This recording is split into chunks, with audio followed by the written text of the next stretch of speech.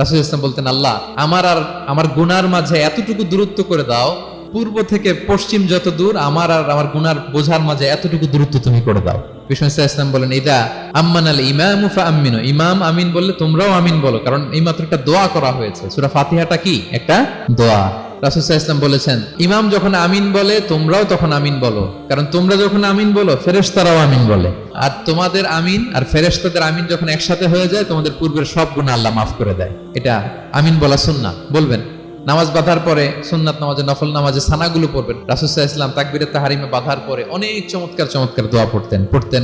ইন্না সলাতি ওয়া নুসুকি ওয়া মাহইয়ায়া ওয়া মামাতি লিল্লাহি রাব্বিল আলামিন। আমার সালাত, আমার ইবাদত, আমার জীবন মরণ সবটাই কার জন্য? আমার সবকিছুকে আমি এক সত্তার দিকে ফেরালাম, আর আমি মুশরিক নই, আমি আল্লাহর দিকে একনিষ্ঠ হলাম। এগুলো সানা, এগুলো যে সানা আমরা জানিই না। সানা মানে হচ্ছে প্রশংসা সূচক কথা। আমরা শুধু সুবহানাকাল্লাহুম্মা ওয়া বিহামদিকা এতটুকুই পড়ি।